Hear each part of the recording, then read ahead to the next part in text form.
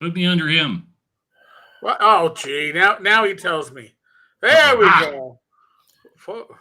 Yeah, welcome I'm to. in the basement. I'm in the Yeah, he's basement. holding everybody up to the dance. Uh, Folks. Of course, I got it. There we go. I had the second screen up just so I couldn't mute it until after it started. Oh dear. Oh God, we're really a wreck. Folks, welcome to Talking Crit. That isn't mine in the What is background. going on? Somebody's phone is binging. I'm getting blown up. I mean, like completely blown up. I'm gonna have to shut this thing off. This is ridiculous. Like, there's not that much excitement happening in the gaming world that this has to happen. Oh sure. I don't think there is. I mean, I don't Come on, man. Come on, man. Tariffs are 195% now. Come on, man. Welcome to Talking Crit. I am Eric Tenkar, one of your many hosts. Bad Lucifer Mike, my once a week work spouse, is directly across from me, and holding up the show from below every week is none other than the one and only Jim Kitchen. And I don't know why St. Cuthbert is talking about rectums. I don't know. Whoa. Dude, don't even read the comments. The comments are just walk away. Just walk away. Yeah, we got a lot of great stuff to talk about tonight. We get to talk about the end times because the apocalypse is on us for RPG products. Yeah.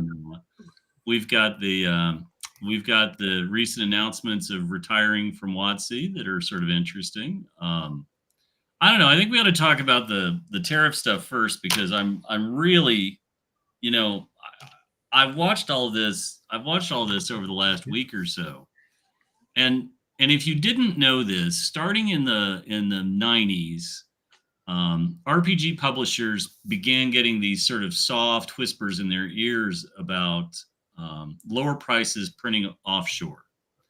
And so at that point, there are some pretty famous and infamous examples, right? If you have a copy of the first printing of Feng Shui, it's in color. And then the printer said, well, if you want a second printing, the cost for doing it in color is going to be exorbitant, which is why the second printing is black and white. And so this sort of stuff has played in the minds. You guys know that I used to work for Games Workshop. Games Workshop flirted very briefly with printing stuff overseas and having some stuff made overseas, and then very quickly came back and brought it in-house.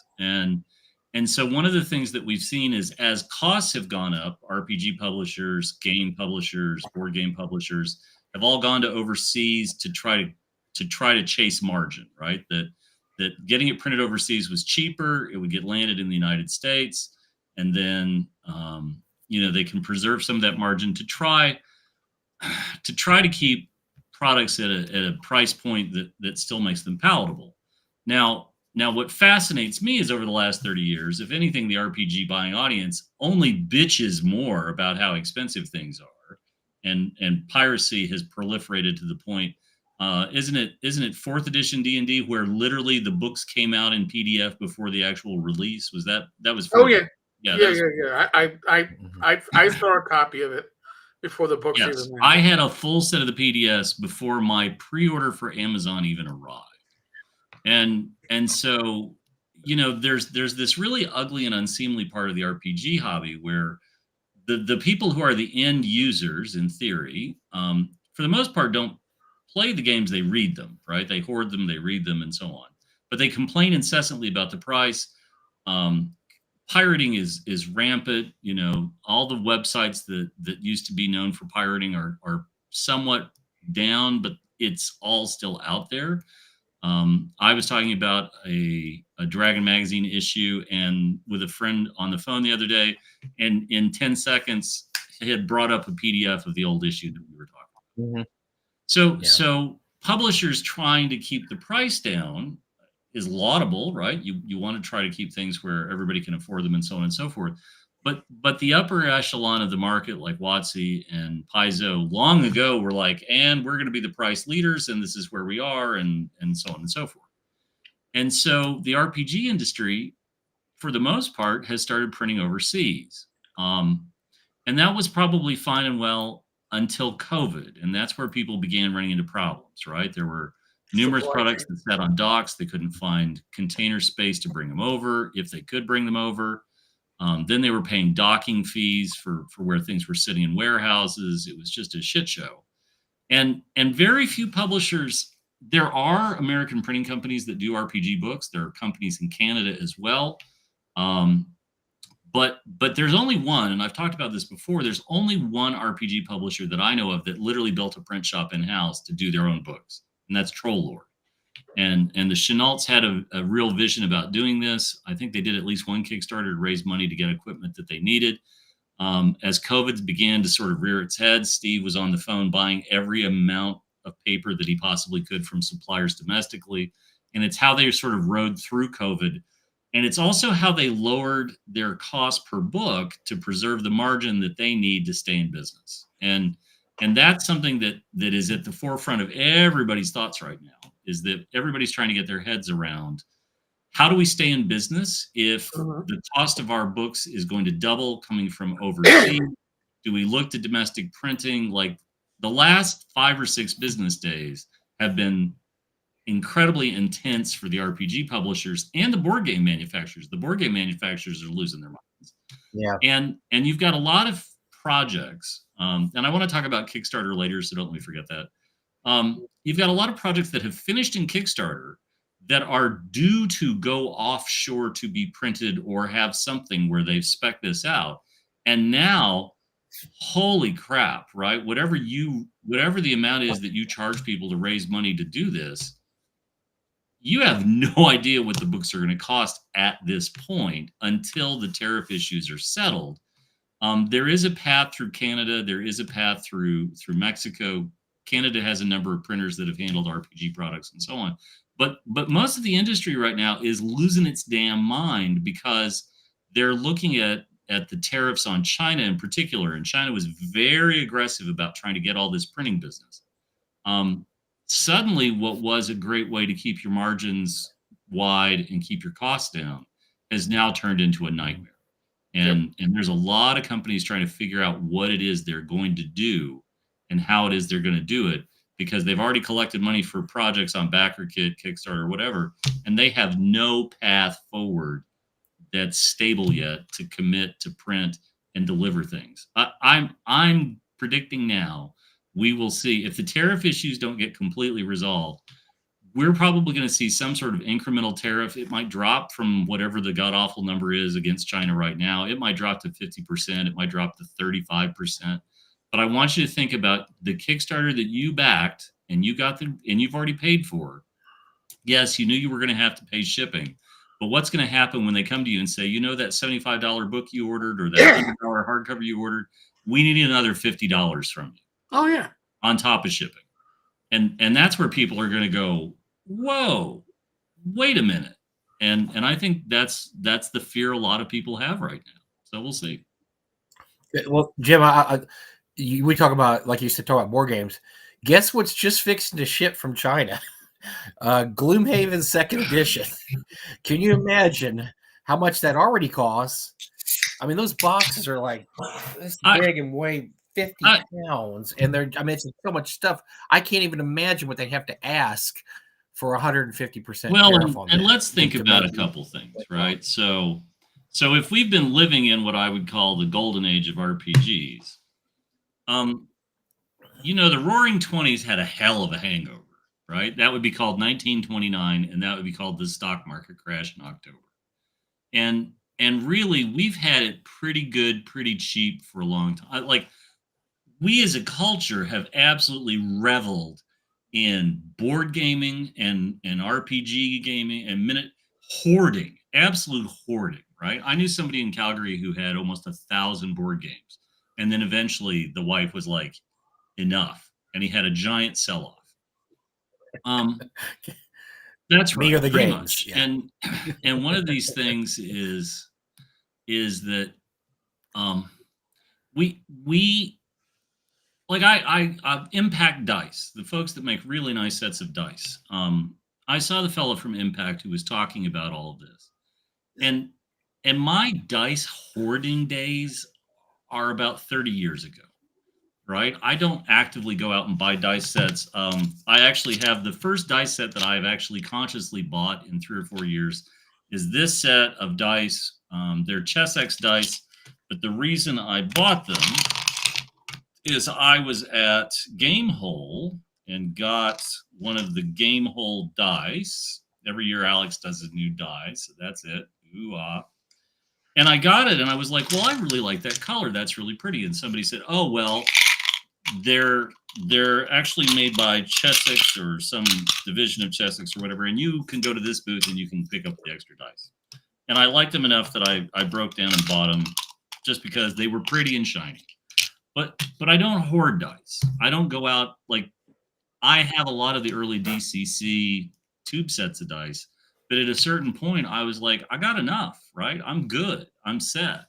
And I don't need to collect 7 full tubes of $35 a tube dice now. And then 6 months from now, when they bring out 5 more sets, pick those sets up. And now they're not going to be $35. They're going to be $70. Well, no, hard no. And so I think one of the things the industry is rightfully afraid of is we're going to end up seeing some readjustment and realignment. And that's tough. That's really, really tough. Now, I'm not delusional to think that all of these tariffs are magically going to fill the North American Rust Belt with thriving brand new factories 6 months from now.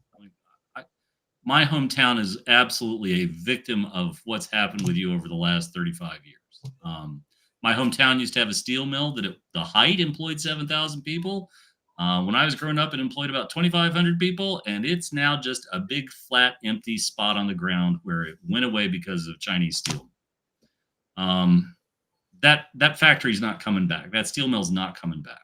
Right. I don't want to get into the deep political side of this, but we made a number of choices and decisions over the last 35, 40 years that have got us to this point where we don't have a lot of this capacity. We don't have a lot of the print manufacturing. There are printers in the United States, but we gave up on a lot of this stuff. You know, most people forget that comic books are all printed they're not printed in the United States. Comic books are universally printed in Canada, right? So when we talk about a tariff against Canada, all of your comic books might suddenly go through a gigantic price hike.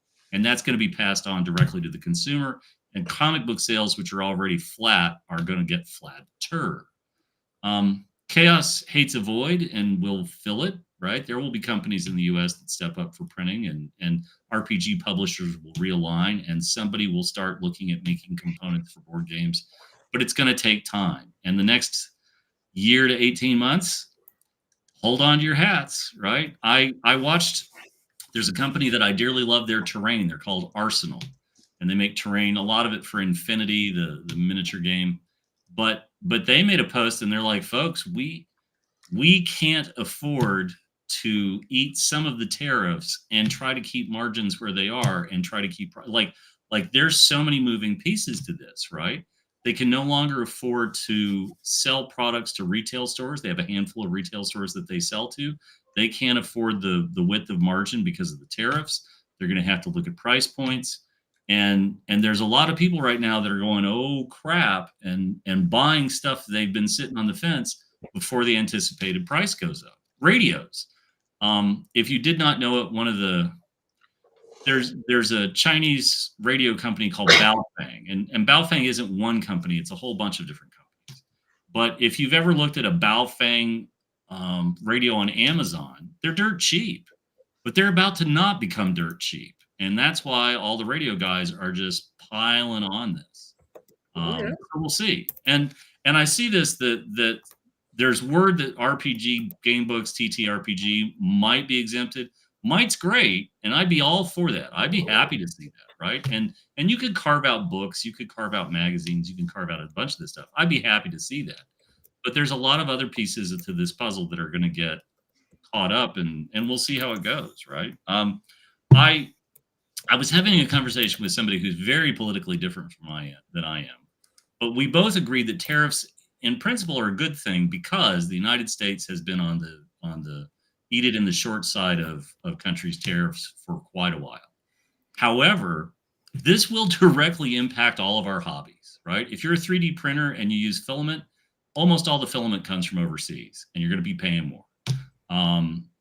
If you are somebody who buys resin for your 3D printer, resin's about to go up. Like there's a whole lot of these bits and pieces of the puzzle that when we're enjoying the lifestyle of offshoring all this stuff, we don't take into that account of what's going to happen. So we'll see. It's going to be really interesting. Right. I would say this. I want to say something. If there's something in your local store that you love, your friendly local gaming store that you've been sitting on the fence of, and you've got the money and it's not going to hurt you financially to go buy the stuff you want, go buy it while you see it. Because after that, you're SOL. I want to say something that and we're not going to do this any political stuff here, obviously, but look, this thing is changing daily, hourly. So, and I appreciate. I watched a Don show with Don and Eric last week, and apologies to Don because I love you, Don, but there was a lot of doom and gloom in that show, and I'm watching the show going, we don't really know what's going to happen next week because things change daily. Sure enough, Today we had a massive walk back of tariffs. Unless you're from China. China did not. China, pivot. Yeah, China is facing the wrath of whatever right now. But and so there's a 90-day pause on tariffs for everywhere except for China, of course, because China did not bend the knee, and so they're getting the stick, not the carrot. But this, for all the doom and gloom, this is the end of the RPG issue. And believe me, I have read 8 million Facebook posts this week about how this is the end. It's over. And I want to go 2 different directions. The apocalypse. First direction is we just don't know. We don't know what's going to happen. And I feel horribly for people like Don, other people who have, or the guys that did Gloomhaven 2, where it's already printed, it's in the box, it's there, it's ready to ship.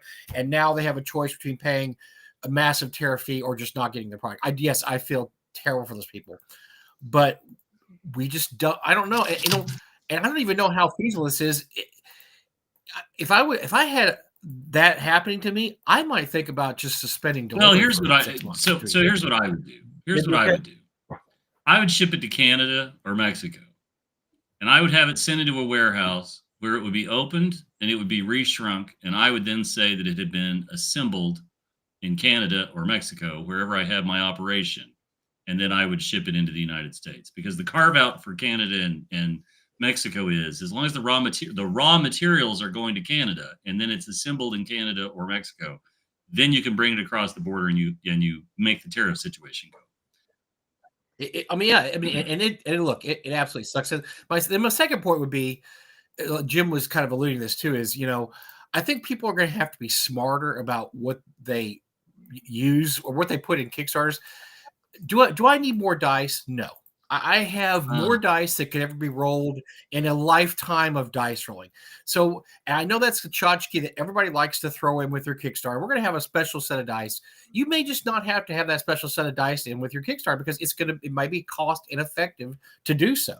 There's plenty of little things like that we just don't need any more of. I mean, when it comes down to it, we don't need any more RPG books. But that doesn't mean stop doing them. But like Greg Christopher showed, Chubby Funster showed, he's doing just fine doing PDFs and doing print on demand. Maybe that's the future of the industry. I don't know. For the smaller publisher. Now, obviously, companies like WotC are just going to have to take it in the shorts or figure something out because they have an entire business model built around, how they ship, and they ship from China. China. I mean, they're just going to have, like I said, they're either going to have to raise their prices or something. But the smaller publisher, there is ways we can carve out a living without having to be prisoners to this. And I think people are going to have to be smarter when it comes to stuff like that, and they're going to have to figure out what they want to do. But like I said, you may be beyond the point where we offer free dice or special cool kick-ass dice with there. And not that any of us need any dice ever. We don't. Nobody here needs any dice ever. Ever. Yeah. Well, the thing is too, even if the books are carved out, the dice aren't. I mean, that's a lot of where it's going to happen. But like, listen, this past weekend, I was planning on buying the recently released Mac Mini, the M4. I was waiting for my birthday in July. I was like, all right, there's a sale at Micro Center for $4.99. I don't want to play Tower of Roulette. Let me buy it now. I'll figure out something else that I want to get for my birthday. So if you're a lot of your electronics is going to come from China. And yes, there is stock in the United States that shipped before the tariffs, but you're going to have the point where stocks can start getting light, and if the tariffs aren't resolved, prices are going to start inching up. So if you're on the fence about something, you might want to buy it sooner than later. That's my opinion. I want two more things real quick. I just saw Don mention he figured out his problem today, which is awesome. That's exactly what I'm talking about. And Don's a smart guy, and he figured out what to do. And that's what's going to have to be done with publishers. They're going to have to figure it out. I know from my connection with Frog God. Full disclosure, I'm a stock owner in Frog God. We've got a box set coming out next month, a Necromancer's game. Obviously, we're probably not going to have that print in China, and we have figured out a workaround. Everyone's going to figure out a workaround. You're going to have to figure out a workaround. Otherwise it's going to be the apology. Yeah, it's going to be the apology. But people are smart, and somebody else. And then Rory said something. I'm not poking anything at Rory. I'm just saying when he says that, well, it's cool because they're going to have to print books in the United States. That is great. Now here's the problem with that, and I'll tell you, here's the problem. Right now, there are not enough United States printers to handle the volume of that. And that's one thing you have to look at. Because if everybody has that idea at the same time, you're going to have a 2-year wait to print your books because there just isn't enough printers in the United States to do that. There's just not. And the other thing is that the companies involved here all talk to each other, right? So they know which ones. There's a Canadian company that was miserable. There was a Canadian printer that's been miserable to deal with that the RPG industry essentially said, we're done. Right, we walk away, and now people are going to risk going back to them and saying, "Okay, we'd love to have you print this project." And we're back, right? And come on, like I thought a lot about 2 Kickstarters that are closing or have closed. Right, we've talked about Shadow Dark and we've talked about Castle Zygig. Zygig, my guess is going to be printed in house by the trolls on their in their massive print shop, which is their one advantage they have as a print as a livable advantage over people with this. And so that's if you back Zygig, you're pretty much okay, right? But Shadow Dark, I don't know where they print Shadow Dark. I mean, I haven't fished a copy down off my shelf behind me to look tonight, but my guess is it was printed overseas. And if it wasn't, without going into too much detail, I have inside info on that. And from what Kelsey has said, they're going to be okay. And like I said, it's a lot of inside info that it's a long story, but they're going to be okay. Kelsey obviously and company, they're very intelligent people. They plan for this and didn't plan for it with like, oh, this is going to be great. We got a great plan. This plan with, okay, here's what's going to happen if this happens. They have a plan for it.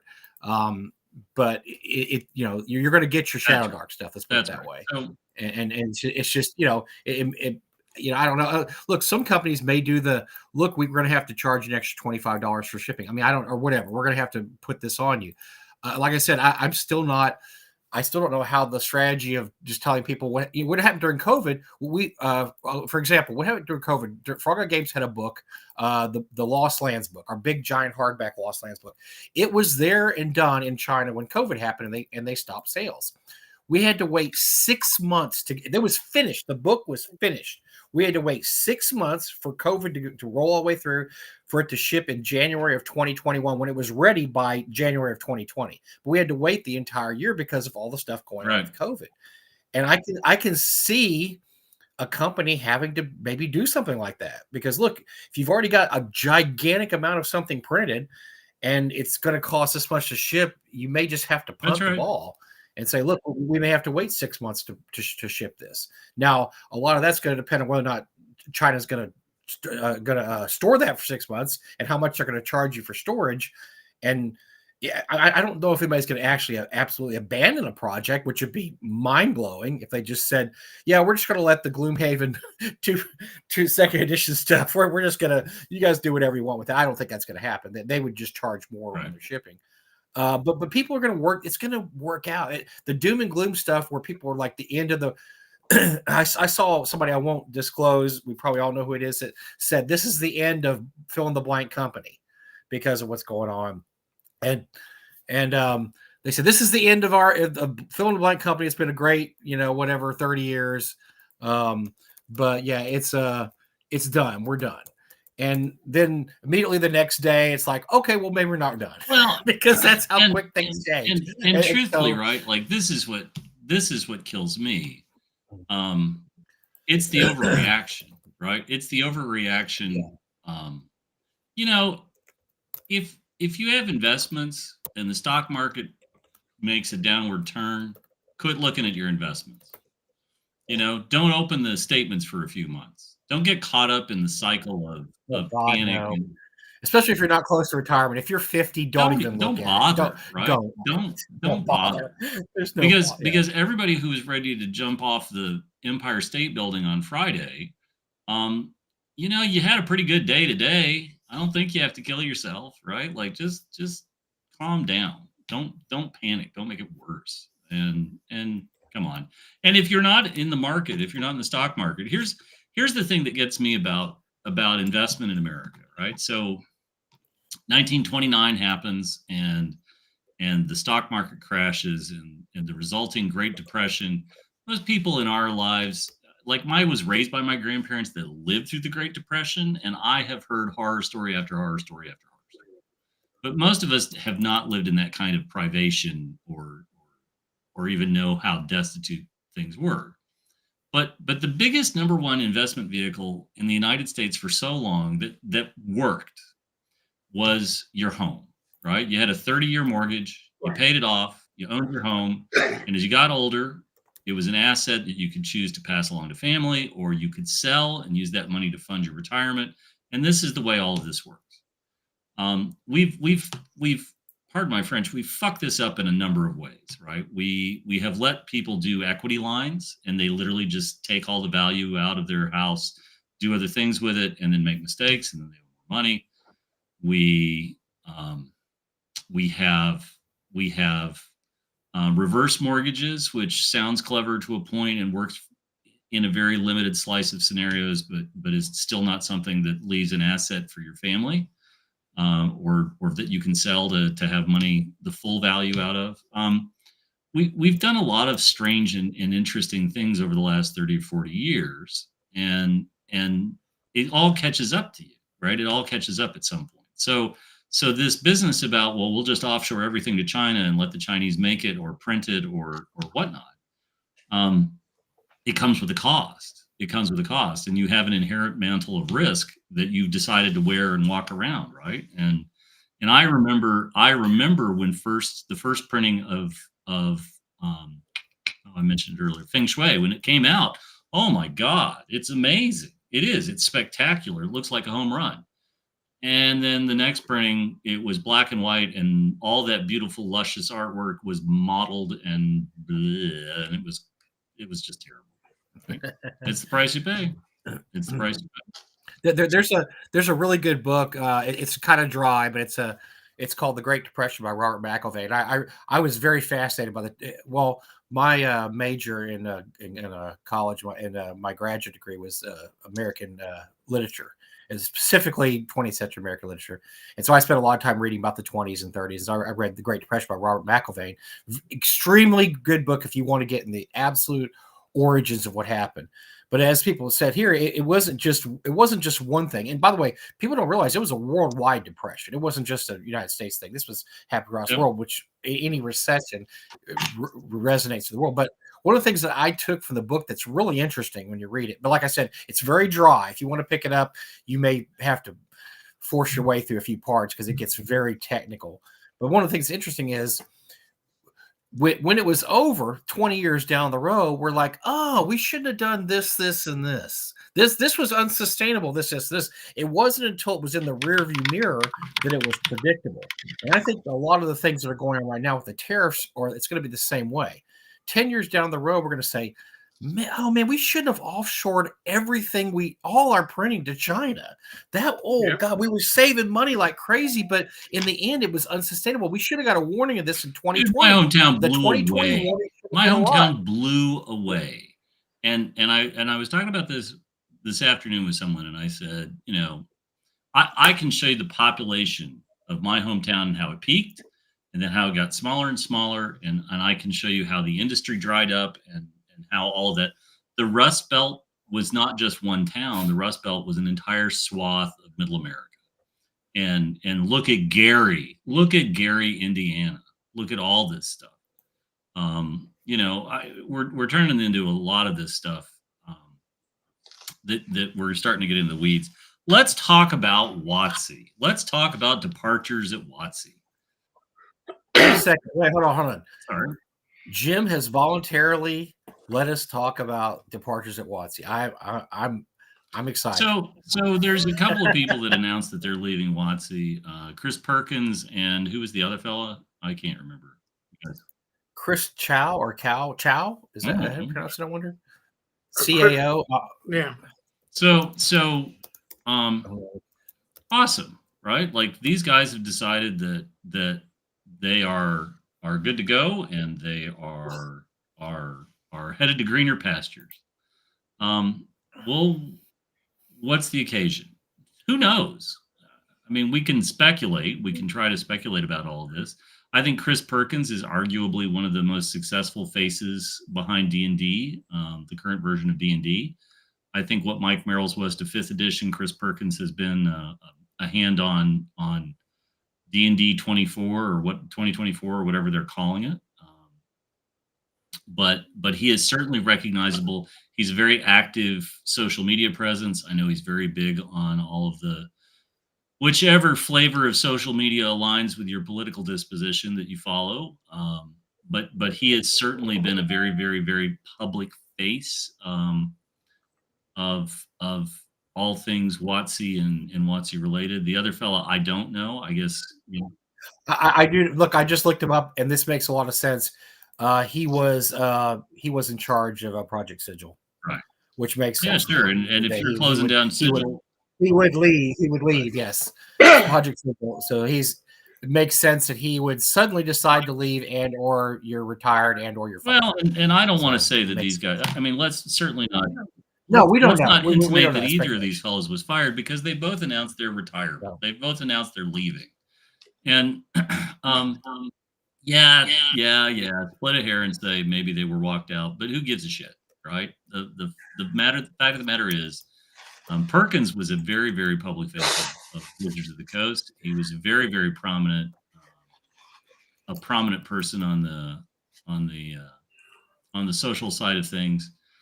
We've talked Sigil to death, but what the hell? Let's beat the horse some more. It's not completely flat. But it was going nowhere, and they pulled the plug. So good for them. But if they spent, I saw the figure just now, $30 million. Where do we get the figure of $30 million? That's a staggering amount of money. It's been put out on a couple of sites. But I'm sorry, has it been included in Hasbro's K filings or anything like that? I don't think it was included in the filing. I think it is based upon the staffing that they brought in and the project. I just say this: until I see it in a K filing in Hasbro, I'm not believing. I'm just, when we see what they wrote off on this, then we'll have an idea of how much they spent on it. Because until it's in Hasbro's K filings, I hear numbers and I hear you, but I need to see it in black and white from a source that matters. I just think that a lot of this, stuff is, they're making way for new people, right? They're making way. They had their hands on WotC and guided D&D for quite a while, and it's time for a new design team, right? Jonathan Tweet. Everybody knows Jonathan Tweet was involved with D&D 3.0, right? Mm-hmm. I've lost you both. I've put you both to sleep. You're not even No, coming. no. Jesus, what are you the two of you looking up? I'm reading about Chris Cow, and I didn't realize he had his fingers in so many failed enterprises. He was also head of executive producer at Was he? Zynga. Just tell me he was So in charge of Gleemax. Just tell me he was in. I'm going back, and I'm about Oh ready to my find God. Gleemax back here. No wonder he got said thanks, but no thanks. Now you're right. Chris Perkins is a different animal altogether. He was with TSR back in the 90s, and everything I've ever read or seen or heard about him, nice guy. Yeah, Just one of it's the fine. nicest guys. Very creative. He wrote some great dungeon adventures in Dungeon Magazine, which is where I think probably first ran across him.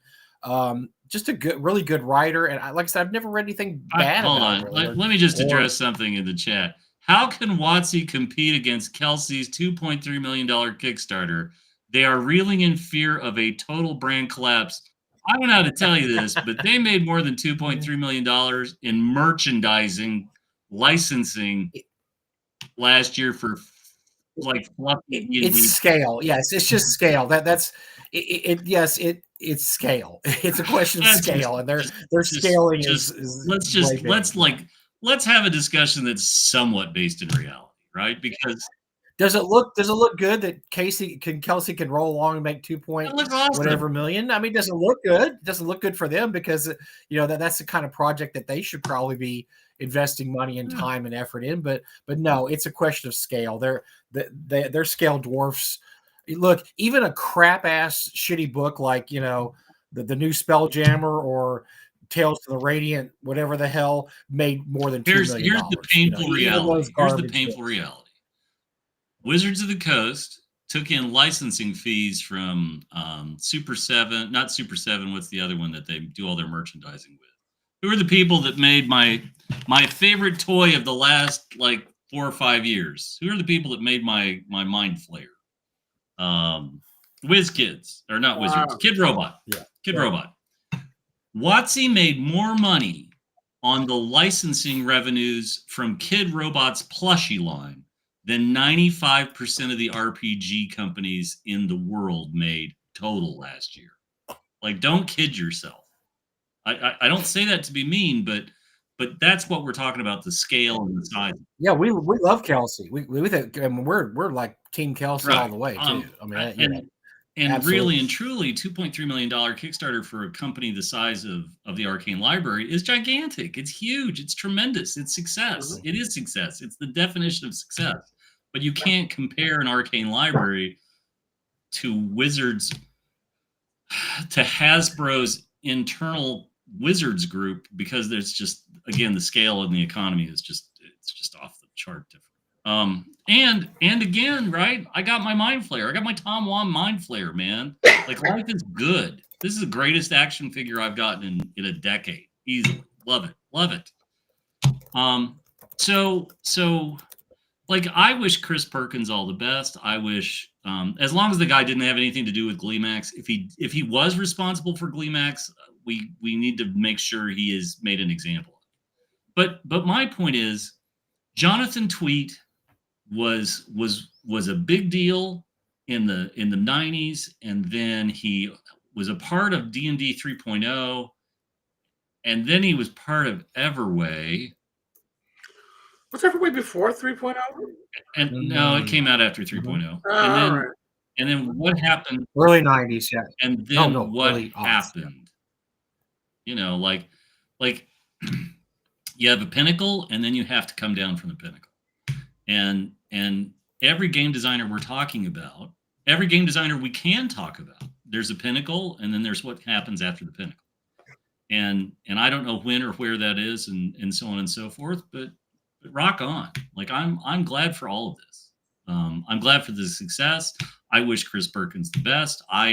If I met him, I don't remember it, but that's okay. I've met hundreds of people. I don't remember all their names, and I certainly don't remember, whatever. It all works. But he'll probably land somewhere else. He's probably got a commitment not to work at another game company for a while, and then he might show up at Pathfinder, or he might show up at Chaosium, or he might show up at, I don't know, where. He'll have his 6 months NDA thing, and like I said, maybe we'll see him at a con. He won't be anywhere, and then he'll pop up working for the company. Look, somebody that young, if you're not retirement age and you're leaving a company, there's a reason. If you're not filthy rich, which I'm sure Chris probably isn't filthy rich, there's a reason you left, and and we're not going to speculate and say, well, retire or fire or time to move on, because we don't know. We absolutely don't know what happened here. But none of us would be in the least surprised if next year he was working for somebody else. That's right. Doing something. And so that's just the way these things go. And for honestly, like our buddy Kurt Gould, who we had in the show earlier this year, maybe they're burnt out and it's time to move on. I mean, he was with WotC and TSR for about 30 years, or 20, I think it was 28 years. Maybe time just to move on and say, God, this has been great, but man, it's time to I want to do my own thing, because that happens to a lot of people, right?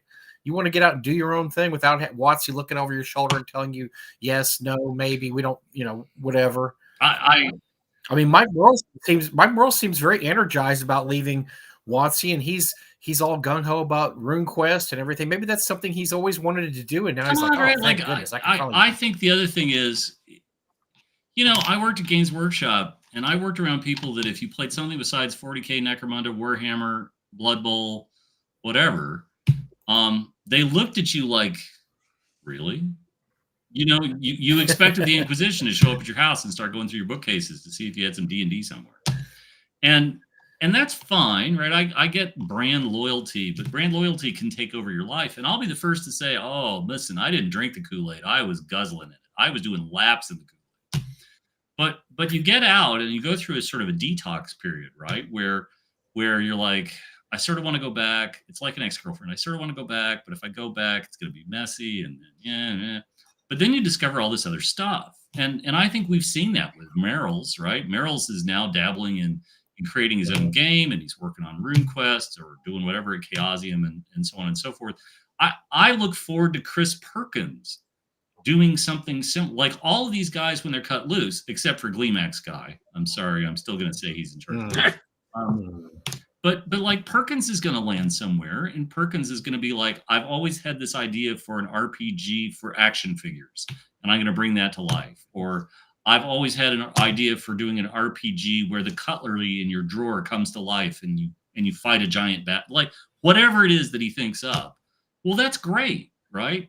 I want him to have that creative freedom. I don't want him shackled by what has come before and so on and so forth. Like I actually used to feel sorry for the guy I didn't know or the woman I didn't know at WotC, who had to convince R.A. Salvatore that he had to write another novel. And by the way, we need these plot points. And by the way, can and Katie Bree finally knock boots?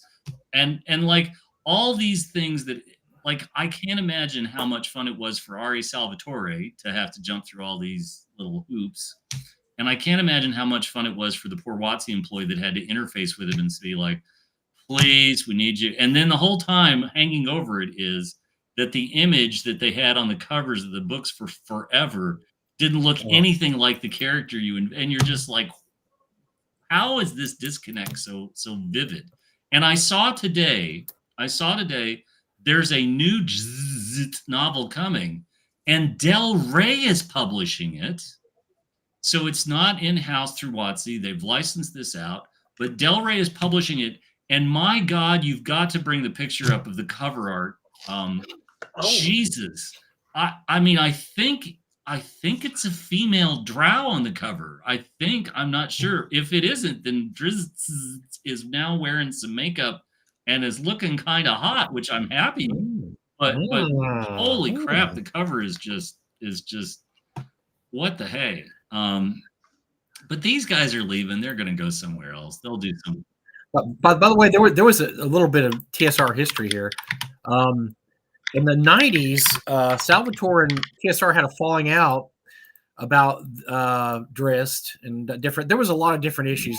I know from reading Salvatore's blog, he was really pissed about the covers. The covers never what he wanted the covers to be. He was real mad. He had no choice over the covers. He was mad when, as Jim said, they came in and said, we want to do this, this, and this. He was mad about the money he was making because, let's face it, Drist was a dynamo for a while. It was making money, Stupid greenback amounts of over money. Eric, greenback. I found the picture. So I'm going to send it to So you. he left, and the writer Mark Anthony, who wrote some other TSR books, Mark Anthony, I can't remember his name. He wrote a book called Shores of Dusk, which was their continuation of the Drist series. And you're saying, I've never seen Shores of Dusk. No, you haven't, because they reached terms with Salvatore over the next year. Salvatore came back and they shelved the book, never to be published. So there is a lost Drist novel called Shores of Dusk somewhere in the files of WotC/TSR. Probably Mark Anthony has it also. That resulted from. Oh wow! That's it's the daughter of Drist and Carrie Bray. Are you serious? Okay, makes sense. Yes. Did he have a kid? Yeah. Yes.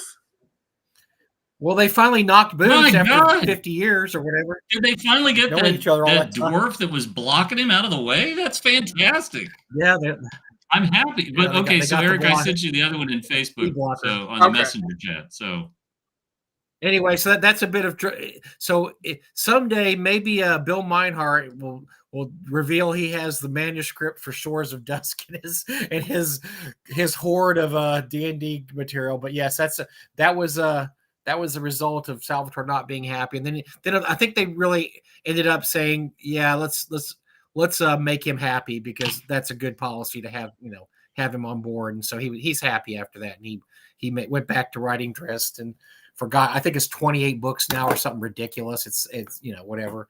And apparently now he's writing about Drist's daughter, who's smoking hot. There we go. There's the cover. Good for him. The Finest Edge of Twilight. I didn't realize they had a kid. We don't know everything that goes on in their life. We don't know everything that goes on in their life. I mean, I'm not, I don't know. I don't know what's going on there. I mean, maybe it's him, maybe that's the kid. Oh no. What?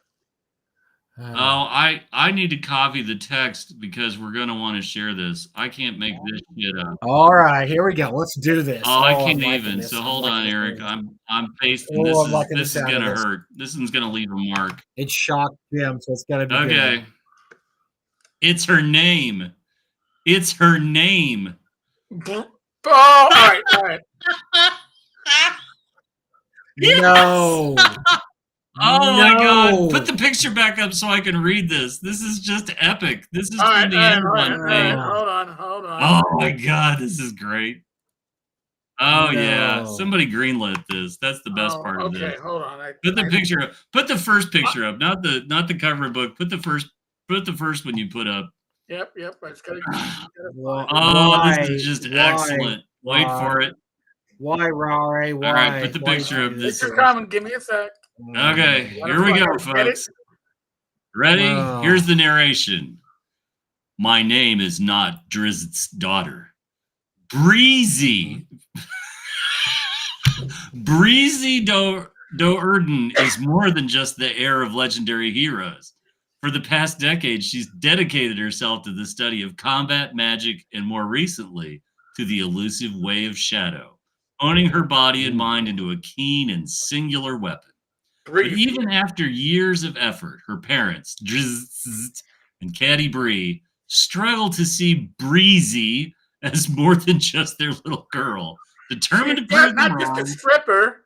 She's Breezy also takes up the most intense challenge she can to fight her way to becoming a master of dragons at the renowned Monastery of the Yellow Rose. Meanwhile, in the shadows of Westbridge, Dahlia Sinfell plots her rise to power.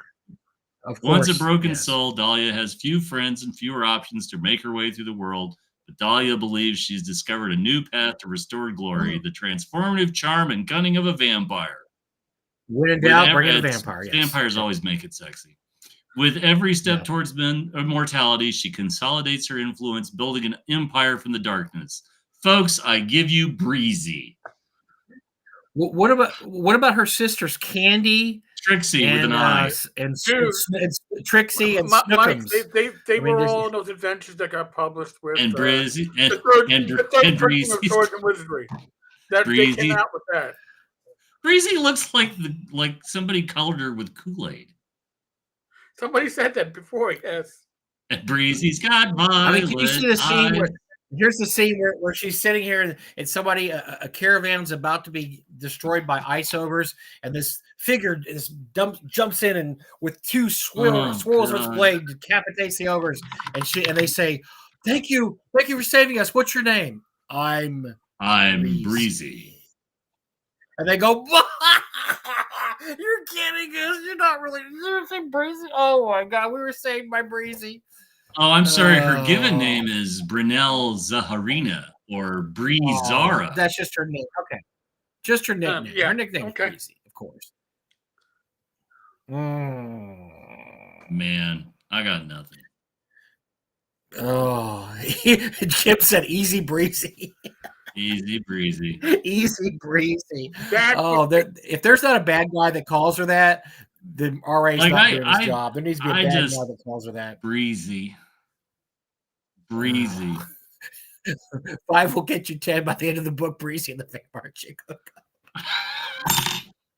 My God. Does Breezy have an OnlyFans page? Oh, stop. No, but there's going to be some OnlyFans woman that's going to paint herself purple and start giving you a tour of the Underdark, if you know what I mean. Oh, no. Tour of the Underdark is as far as they say. Tour of the Jesus Underdark. Christ. Oh, man. Okay, so let's get Breezy off. Come to Breezy's OnlyFans page for a tour of the Underdark. Jesus, let's get Breezy off.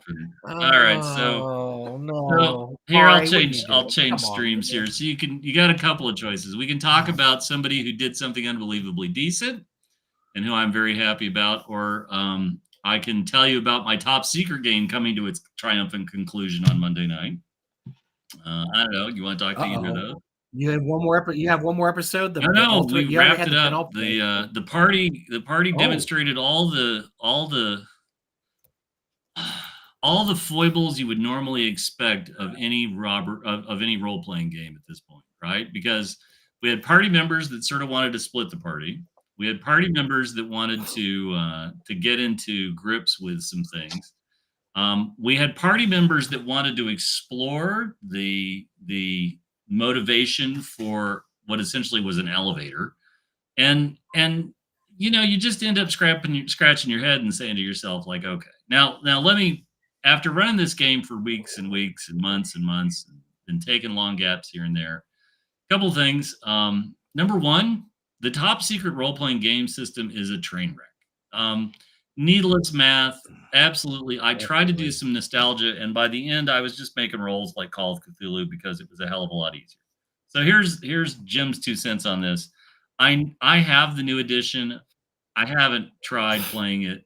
I'm not going to try playing it.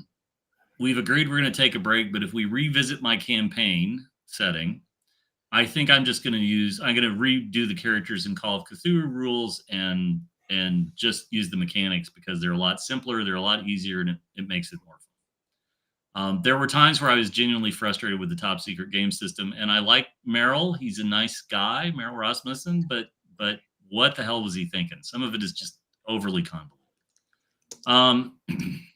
The party was solid. They stuck with it for weeks after weeks. We introduced 2 people to the game, trying to be congenial.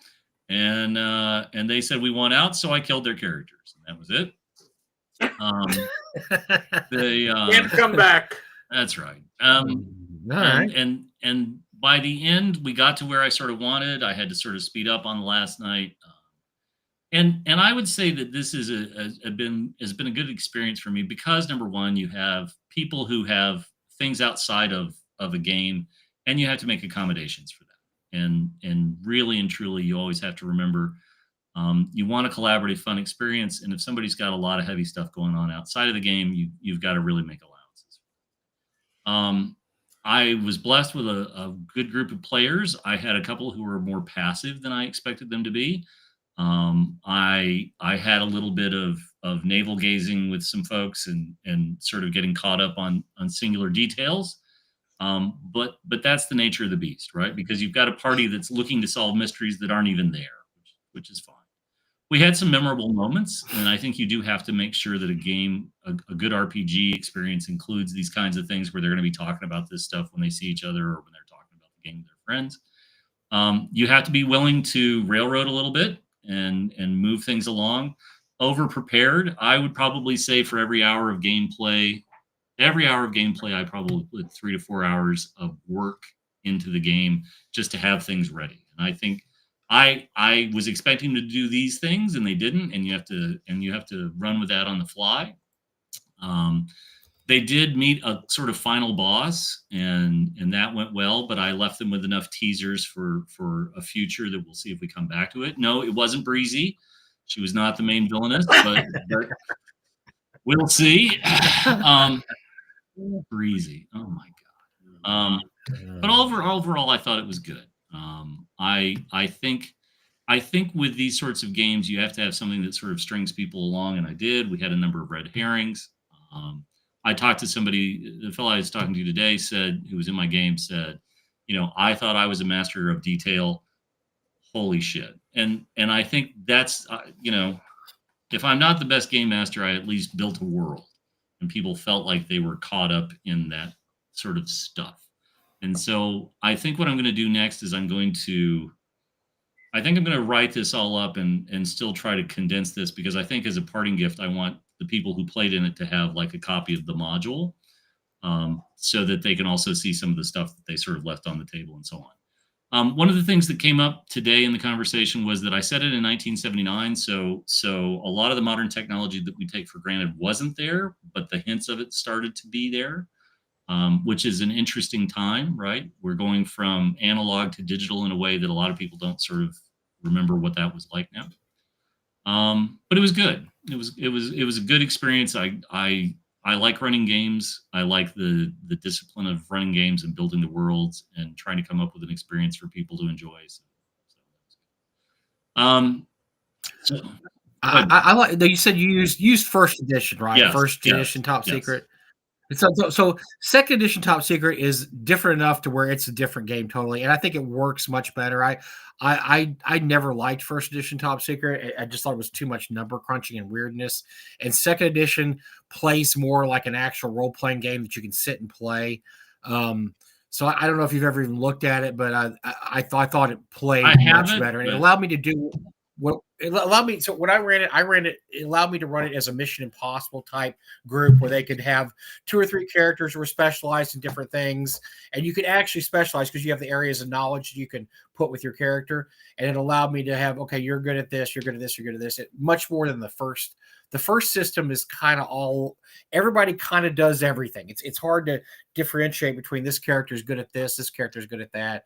I just, for role playing, I think this second system is much better. I just thought, I'm with you, Jim. I think the first system is a train wreck in a lot of ways. I know people have nostalgia for it, but I had to run the game back in the day with a calculator, with an old IBM Selectric calculator right next to me to add up all the numbers. It is. It's just too painful. So Eric, I'm gonna send you a sheet.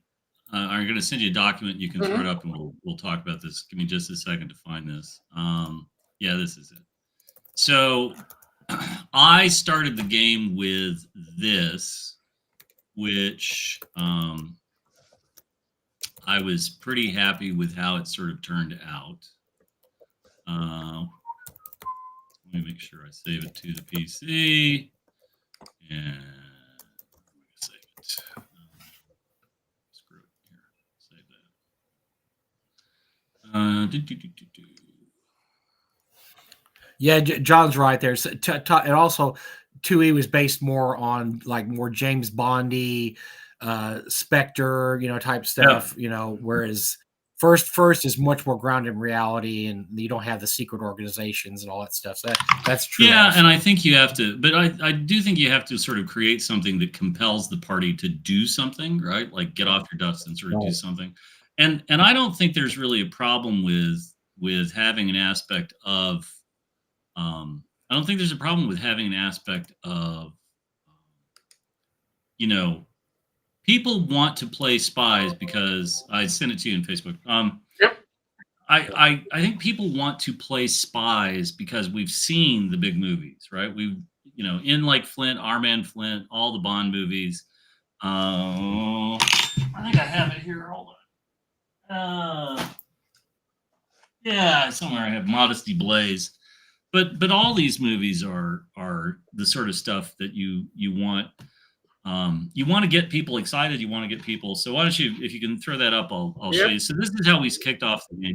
Oh, very cool. Yeah. This is how we kicked off the game. So I gave everybody a briefing sheet, and I said, Where "Here you go." Chrome tab. Oh my God! So, everybody got this. I tried to go retro with what you got from the old Top Secret. And then if you sort of scroll down a little, Eric, that was the cover page, background summary. I said it in 1979, and I thought that was a good. Why don't you go on to page 2? And so there's a lot of notes right there, a little painful to read, but essentially the first paragraph: in the last 24 hours, Australian, United Kingdom, New Zealand, and American intelligence assets in Malaysia and Singapore have been identified and attacked by an unknown party. While reports are still arriving, it's clear from speaking with our ANZUS partners that all 4 countries have suffered loss of personnel and equipment. And so all of this went to trying to build a sense of urgency and trying to give the party a reason to sort of get involved. I said it in Kuala Lumpur, which, it's easy to look at a lot of the James Bond movies and so on, where things are set in Hong Kong and things are set in Singapore, and Kuala Lumpur sort of is off a lot of people's radar. This is, I want you to scroll down a little bit more. There was a lot of fun around the intelligence station chief for KL, for Kuala Lumpur, that was based at the U.S. Embassy. There was a great moment when the characters show up at his apartment and finally get a chance to sort of poke around and look at things. And really enjoyable was the fact that the bad guys had showed up his apartment only to discover that this was a career-long spook, and his apartment was really sort of where he just slept. But he did have an answering committee in case somebody came knocking on the door, and that was a belt-fed 50 cal machine gun. And he pretty much had it mounted, aiming down the hallway at the front door. So when they tried to come in through the front door, he just essentially put the hammer down. And then while they were ducking 50 caliber rounds, he went downstairs. He went over the balcony and roped down to an apartment he rented below him to get away. And so you can go on to the third page. Gave the party some goals. Investigate the attacks in Kuala Lumpur for information on the unsubs. Secondaries: discover the fate of Station Chief KL. Find and report the unknown subject's motives and eliminate the unsubs. Your team's been assembled with these goals in mind. The director, blah, blah, blah, blah, blah. More briefings will be available to you. And so that's how we started the campaign. And the campaign ended up pretty far from where it began. But it gave everybody a sort of satisfactory ending. I have not heard that many complaints, but I was pretty detail heavy, and I tried to do a lot to sort of build that era in people's minds. Right? I didn't bury them in pictures of awful late 70s fashions, but we had a car chase, and we built up to a big car chase during a road rally where the party's trying to capture a guy in an old XKE. And they're being beset by South African mercenaries, and there's gunfire. And at one point, and this is true, there was a communist insurgent roadblock they had to deal with as well. So lots of silliness and lots of fun. And you also have to let the dice take you to interesting things. 2 weeks ago, the party was trying to intercept a plane landing in a small airstrip near a rubber plantation, and the plane landing, I rolled for a success roll for the pilots, and they clipped the branches and crashed the plane, and it careened into the fuel depot, and all of that went up in smoke. And we've all seen that. We've seen that, and it made before, for a cinematic moment, right? It made for a great moment for the players to be like, "Ah, shit." So that's that. But the other really, no, my briefing didn't self-destruct in 10 seconds. So But the other really interesting thing, so when I was at GaryCon, I was having dinner by myself one night, and the server that was helping me was sort of talking to me and asking me questions. And I sort of remember, the same staff, the staff doesn't turn over that often at the Grand Geneva. And I sort of recognized some people.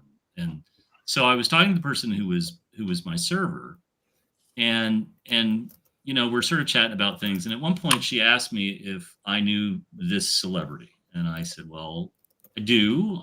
I'm not that tight with this person, but I do. And they said, well, okay. And I said, but, I got their phone number, right? Like what's going on? And so it turns out that Matthew Lillard is an actor in a role that I am unfamiliar with. But apparently he's got some new role, and he is like, it's taken off. And I don't have any idea what it is. But the server connected me with a different server whose kid absolutely idolizes Matthew Lillard. And so I sent him a text and asked him if he could do something nice for the server's kid. And he came through, right? And I don't want to get into all the details because truthfully, I feel like I sort of stepped on some toes to get him to do anything, which is fine. I'm glad to do something nice for people. And Matthew was very decent about it. Like, he didn't give me a whole lot of pushback or whatever, but he did say, I try not to do these things. And he explained why. And it's a very decent rationalization for why. I don't have any disagreement with that. But he did make the exception. And I heard from the server that something's arrived, and tomorrow they're going to open it up, and so on and so forth. And so I think in an industry filled with narcissists and problematic people, Matthew Lillard is okay in my book. There you go. Anytime you buy something from Beetle and Grimm's, you should know that the guy at the top, one of the guys at the top, is a decent person who took the time to do something nice for a total stranger. And so that's up. I met him at Game Hole Con a few years ago, and he was talking, I believe, to you, Jim, and you were Alex, I can't remember. And I walked up, I said, I'm thinking, I want to tell him something he probably doesn't hear all the time. And so I said, I just want to introduce myself. My wife and I just watched The Bridge, which was a 2-season show that he was in. He played a alcoholic kind of sleazoid reporter guy. Did a great job. And I said, it's such a great job. And he talked to me about that for about 15 minutes because I guess nobody ever asked him about The Bridge, which is a great show. And he shared the tidbit with me that he got the writers to play D&D with him, which I thought was cool too. He said, and so he was a nice guy. He was a super nice guy to talk to. Didn't give me any, do you know who I am? What are you doing interrupting me and talking to me? And so that he's okay in my book too, because he took the time to talk about a little bit about The Bridge and what he liked about it and this and that. Because like I said, I wanted to throw something at him that wasn't Scooby-Doo or something that he probably gets asked all the freaking time. And we had just finished watching that too, so it was perfect. It worked out perfectly because I could actually discuss it intelligently with him. But he was really upset they didn't have a third season, which I think was planned. But as these things go on Netflix and Prime, it just doesn't work out, and they no move on. But no, he was a nice guy, very nice guy. And I really very cool. I have a lot of people's phone numbers, and I'd like to believe I'm a little famous or infamous for not abusing those phone numbers, right? And I. He could have very easily ignored me, blocked me, said, take a flying leap, and he didn't do any of them, right? He explained why he doesn't normally do stuff. And then he said, but I'm willing to make an exception in this case. And you know what? I think there's a kid in Wisconsin tomorrow because mom and dad's schedules align where both of them are off tomorrow, and that's when they're going to give him the package. I think there's a kid in Wisconsin that's going to be over the moon, stupid happy, and that's why you're here, right? Do nice things for people. So. But by the way, I know Joe Manganiello also, and I've never talked to him, but Gary has several times, and Gary says he's a really nice guy too. He's very. He has something to do with he's actually an investor in the company that now has given us dire wolves again. I don't know if you saw that, but his Instagram feed had a picture of him holding one of the puppies, right? And And come on, right? They may not be actual dire wolves, but this is what I'm excited about, because if they can give us dire wolf puppies, oh my God, saber-toothed tiger kittens. I'm on No. board. Better than that, we need Jim. We need woolly Well, they're mammoths. working on We woolly really, mammoths, really need a woolly. but if you read the article, there's a great article about the company where they said that the gestation period of the Asian elephant that is the closest to what woolly mammoths were like, the gestation period is 22 months. So, like, Jeez. like they gave us hairy mice. Thank you, I guess. They gave us dire wolf puppies, including the female they haven't released pictures of yet that's called Khaleesi. Oh my God, please stop. Just stop. Then they released the picture of George R. Martin today holding one. And my favorite part of that is that somebody screen captured where they're like, George R. Martin is holding one, is one of the first people that got to hold the puppy. And somebody was like, great, you brought an animal back from extinction and you still haven't finished the damn book. You were able to bring an animal back from extinction before you finished your series about dire wolves. Yeah, great. Way to go. Way to go. God, George. I love that. So way to go. Anyway, Eric, what else we got in gaming news this week? What have you done shows? I have been doing all these freaking lives, and also we've done a lot on the tariffs, because the tariffs are what everybody's been. Again, it's the uncertainty which drives the insanity behind it. But we shall see. Now that's. Well, by the way, the Shadow Dark Kickstarter, I believe, just came. Yeah, just under 2.4, like 2.3. Nice. 8 or something like that. 2.385. Congratulations to Kelsey. That is awesome, and it's nice to see her do even better on this one than the last one, and she deserves all the success she gets, because she's just we're huge Kelsey fans. What can we say? We're cheerleaders. Yeah. So that's great, and like I said, I've heard from people that know that they are aware of the tariff stuff and they have a plan. So I will trust in Kelsey, because she seems to have, to know what she's doing. And, it's really cool. And I know I was kind of hammering the guy earlier that said, somebody said, oh, well, she should go work for WotC. I'm like, why? Why on earth would she go work for WotC? Because she's living the dream right now. Also, they don't want somebody who has an established way about them. They want somebody that they're going to mold to the WotC way, and that's they're not going to want somebody coming in that's a creative like Kelsey of that stature, because then she's not going to conform. They want somebody that's going to fill the role they want. They're not looking for. She's got a fan club already. Why would they want her in there? They don't promote individuals anymore. That's not their plan. Then why would they? And plus, we talk about comics all the time, and we've talked about this ad nauseum. But anybody with any talent is leaving Marvel and DC to do independent stuff, because then they get the money for making their project in something like The Boys or the Kingsman. That's where you make the money, is you create an independent comic that you own. You don't own X-Men, you don't own Captain America, you don't own Spider-Man, you don't own Superman. So when you work on those comics, you're giving these giant mega corporations your hard-earned knowledge, and if you create a character that hits, you're making absolutely bupkis from that character. Whereas if you go and create your own independent comic, like Garth Ennis has done and Mark Miller with The Boys and the Kingsman, yes, you're going to make the money when you sell the rights to Hollywood, et cetera, et cetera.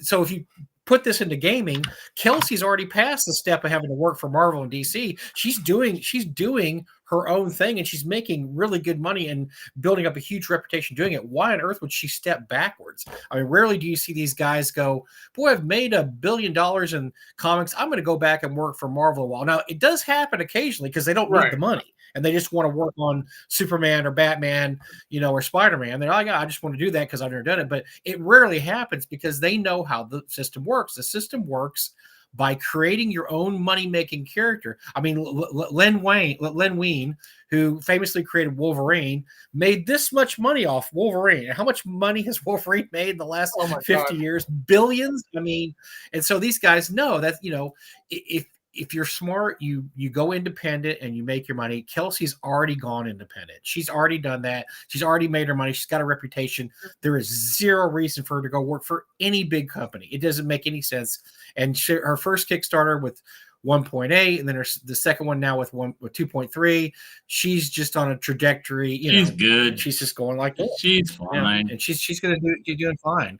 So I'm really excited about her. I'm excited about her being at North Texas this year, and she's hitting all the cons again this year, which is great. But yeah, she'll be at North Texas, and Gary has to, and of course Gary has to pimp now. My buddy Gary's but yeah, so we're gonna the con. Look, and nobody knows how to work a con like Kelsey works a con either. She goes there, she's pleasant, everybody loves her, she runs games, she's awesome.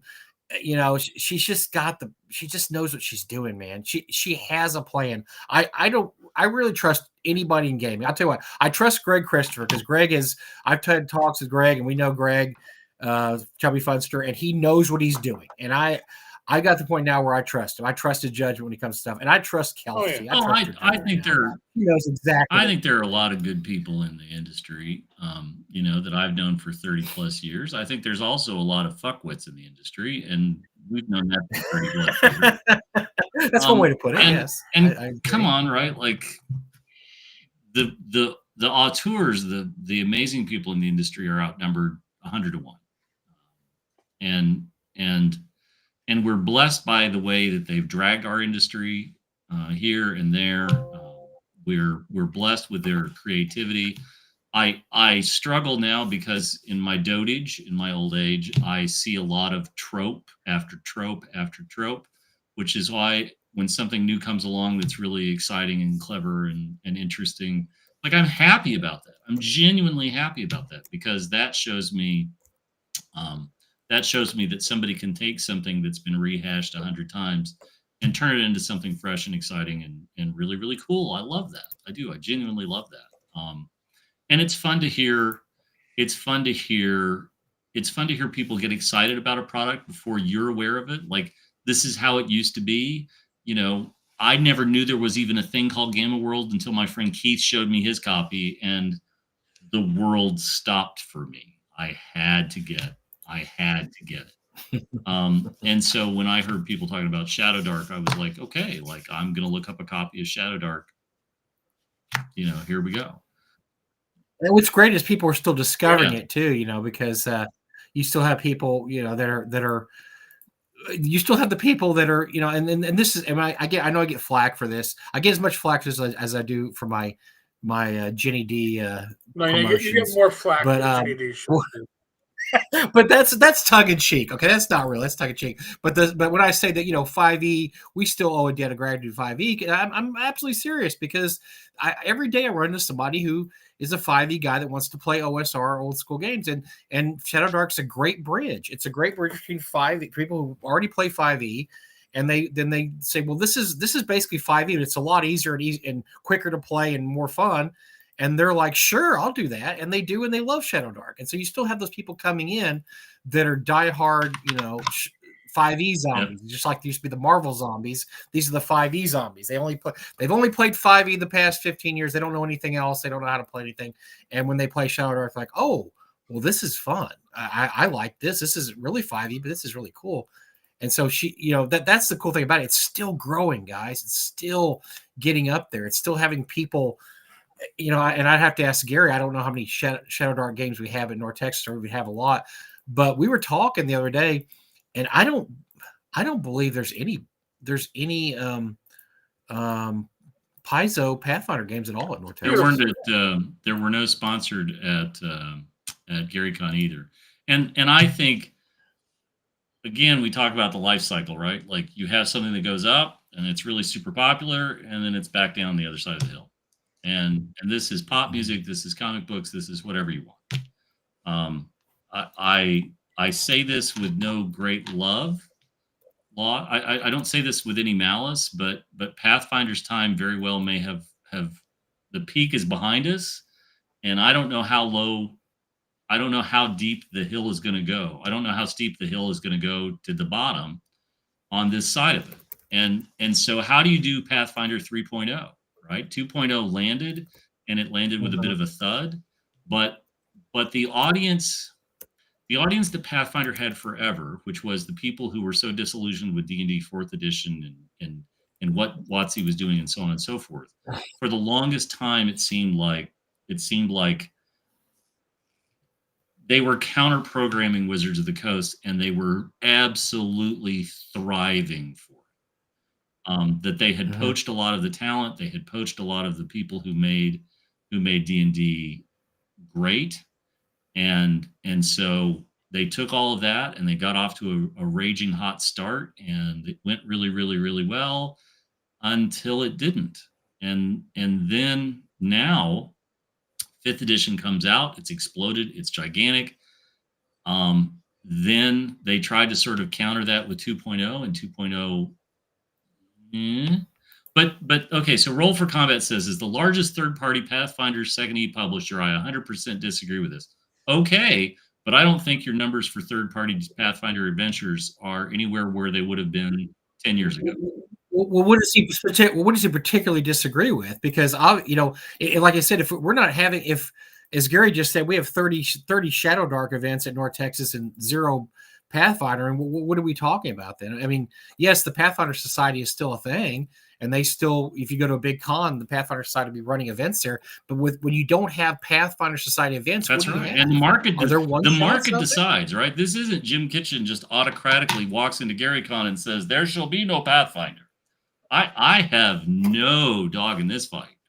I'm just noticing that there is no Pathfinder at GaryCon. And Mike's pointing out there is no Pathfinder at North Texas. And both of these are places I can remember when Pathfinder filled 3 gigantic rooms at GaryCon and was wall to wall with people chomping at the bit to play Pathfinder. And those days are behind us. And so, okay, people may not, I mean, come on, this is, if you love Pathfinder, I'm happy for you.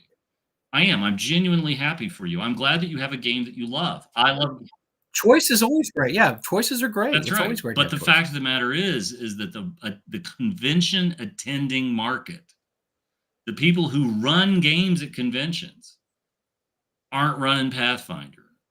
And that's a sign. Now you can say it's a sign of this versus a sign, people are much more interested in playing at home with the groups they already have. Okay. But I got news for you. If you don't run intro games, people don't know you have a game to buy and sell. There could have been people selling Pathfinder at GaryCon, but I sure as hell didn't see it. And there may be people at North Texas that'll sell it. Too much discuss here. They're doing very well during direct sales and VTT. Okay. Probably are. And the margin is there with direct sales. Like direct sales is how you preserve margin. So if you can sell somebody a $10 adventure that costs you $1.50 to make, that's great. But I'm just telling you, right? When I go to conventions, and I go to a lot of conventions for a Joe Schmo on this stream, I go to North Texas, I go to GaryCon, I go to Gen Con, and I go to Gamehole. Those are the 4 minimums. Those are the 4 minimums that I go to. And those are 4 of the biggest events. I'm sorry. So North Texas isn't numerically one of the biggest, but those are 3 out of 4 are huge. And the fact that Eric, you want to jump in with this? Because you know the story of this. I know we did a show on it. But that was a fiasco because the person, and I've spoken to others that used to be involved in the process, but the regional coordinator for organized play for Paizo shat the bed. Told Ron he had, I don't know how many GMs, like 20 lined up. He had 0. Kept up, never confirmed the 20 that he had lined up, whatever the number was. And then finally, as hold on one second. Run off. Gary, we get the idea. You don't need to fill the chat. Knock off, right? Yeah, We're Gary. good. Gary. Yeah, We're kicking Gary, ass. We you're know. good. we know that Let's we kick know ass. there's no Pathfinder. We understand. Gary, there's no Enough, Pathfinder. Gary. Enough. Yeah, Bob. The Paizo coordinator dropped the ball completely. That's great. I got reached out to. I got a PM from a VP over at Paizo, addressing everything but the issue that I brought up publicly, which was interesting because, but they never solved the issue. They never. I think the only person that was going to be able to show up was the coordinator, who could fill like I don't know 6 slots of the dozens that were supposedly going to be filled. So that was a reflection on Paizo's organization, and I understand it is not saying it's common, but it's been an issue. And come on, if they're retrenching, like the first thing I hear that makes sense to me, like it makes perfect sense to me that Paizo's a direct model because you've got to preserve as much margin as possible. They've come off of 10 years of a competitor's absolute domination of the market. Yes, Pathfinder is an alternative. I understand that, but so is DCC and all the rest of it. But whatever. The fact of the matter is people are not making an effort to have Pathfinder games at conventions, and that's a problem. Well, Jim, it more has to do with the fact that there's no Pathfinder games without Pathfinder Society.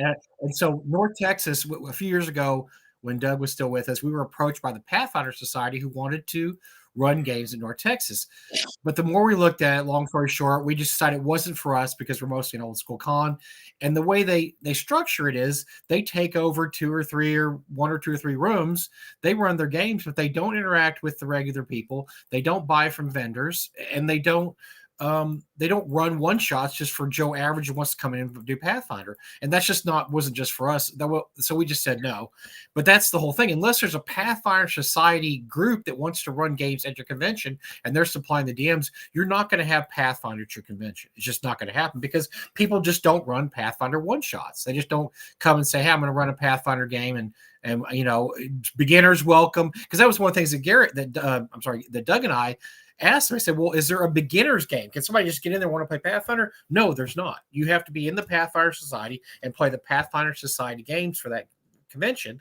And we just decided that doesn't really match what we want to do here. We wouldn't have minded if they would have run some, intro to Pathfinder stuff. Like, hey, if you're starting out and you want to, here's some pre-gens, here's a scenario, we're going to run this. They didn't do that. And I don't know if that's done at all. And let me say something like this isn't a knocking on Paizo, right? We're talking about systemic environmental changes within the ecosphere, right? So let me say a couple things.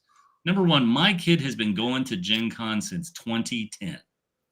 And my kid put in a solid 13, 14 years in a row before he went off to university.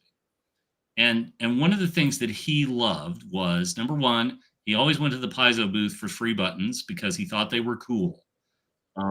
He got a Paizo goblin, one of their pre-painted goblins, and was over the moon to the point that he knew I knew Lisa Stevens, and he asked me to send Lisa a picture because of how proud he was. No, I'm sorry. We posted it on Facebook, and Lisa said something, and he was over the moon because he's met her. I have pictures of Jack with Lisa. And one of the very first role-playing game experiences he ever had was an intro to Pathfinder event at Gen Con that he liked so much the next year he took a friend of his with him, and the two of them did that. And so I still have the character sheets. He doesn't know it, but I still do. This is nothing against Paizo. Like really and truly, this is just the market. And I'm glad that our commenter has a successful adventure, as a successful business that's doing well with Pathfinder Adventure. I'm happy for you. But if you can't get people at shows to do demo games, if you can't get people to do games at conventions to introduce people or continue to make sure there's interest in Pathfinder, you just build up velocity to the bottom of the hill. and I don't know where that bottom stops. Now, a subscription basis to subscribe to Paizo products and so on and so forth makes perfect sense, keeps the margins healthy, and that pads it so that Paizo can keep all those people employed. Mhm. But they have to do something, because if they don't do any events at GaryCon, they yielded 3 rooms to Shadow Dark. If they don't do something at North Texas, they yield tables to Call of Cthulhu or any of the other hundreds of games that Gary listed in the chat. If they don't do something at Gen Con, all that space that they paid for games and so on and so forth, Gen Con's going to be like, okay, and they're going to give it to somebody else. And that's the nature of the beast. Yeah. And as the third-party publisher, I'm sorry, I don't remember the name of the person here. It scrolled past me, but I think you should approach Paizo and say, I should be at Gen Con. My adventures should be at Gen Con. I should sell these things. I should have them in the booth. I should be a partner. And again, you got to talk to Paizo, because the fact of the matter is, what we're talking about, the 3 of us have no control over. The business at Page, that comes down to 1 or 2 people who really drop the ball. But the problem is Paizo wears the pie in the face from this. Right. None of us have control over games at GaryCon. None of us have control. I'm sorry. I suppose Mike and Gary could diabolically plot against Paizo for events, but they don't, right? And so May is when Gen Con's event registration opens up, so you can sign up for games. It's going to be really interesting to see what Paizo's representation at Gen Con will be this year.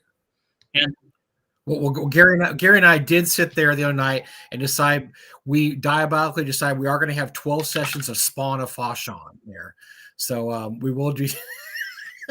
We're going to do that. You're killing me, Mike. You're killing me. And come on, right? No. Look, the market controls the market. I mean, look, the reason there's so many Shadow Dark games is because everybody likes to play it. It's easy to play. It's quick and easy, and it's fun, and every other great adjective. And it only has 1 book. Right. Yeah, and look, your character dies, you roll up another character. Somebody talked about Pathfinder. Have you tried to roll up a character in Pathfinder in less than 5 minutes? It's impossible. 5? You cannot do it. You can't do it. You have to have like 5e, man. Come on. It's too much. You need pre-gens, otherwise everything grinds to a halt. So yeah, there's a reason. Look, the market controls the market. And I agree with somebody else there. Pathfinder had its time, and I agree. And look, I'm glad that people still play it. It's still popular in certain areas, but it had its time. It did this, and it peaked, and now it's doing this. That's fine. That's most games do that. Most games run into that. That's what most games do. They go here, and then they get here. John Miller has a good point though. The starter set, great value. Whether you get in the Pathfinder 1 or the Pathfinder 2. Packed to the gills. I love just stealing their pogs and using it for other games. But yes, it's a great value. Come on, right? Let's be honest. Tell me a song that the Human League made after "Don't You Want Me." I got nothing. I can have Greg sing it. 38 Special's been together for 50 years, and if there's anything after, come on, "Hold On Loosely" is a great song. But the last one after that I can remember that was on a soundtrack was Teacher, Teacher, and it wasn't a big hit. Ooh. Now, Human League did have a really good song called Mirror Man, which is pretty good. But it's no. Want Me, Baby. And so all these things have in common is that there was a high point, and then it went somewhere else, right? And come on, right? I'd love to see Pathfinder make another. Come on, Starfinder. Starfinder was supposed to be the do-all, be-all end of existence, and just like almost every other science fiction role-playing game, it starts with a bang and it ends with a whimper. And I don't see that the translation of Pathfinder players to Starfinder players was 1-to-1. It launched hot, it sold well, and then the inventory started to pile up. And my local game store, I don't believe, I'll go look this week. My local game store doesn't have Starfinder. And I don't believe they have Pathfinder, but I could be wrong, and I'll double check. But they also don't have Shadow Dark. and I've encouraged them mightily that they need to get Shadow Dark. But you can't make the local store owners. You can't make them do things. You can encourage them, but you can't make them do things, and we all know that. It's tough. It's really, really tough. But All right.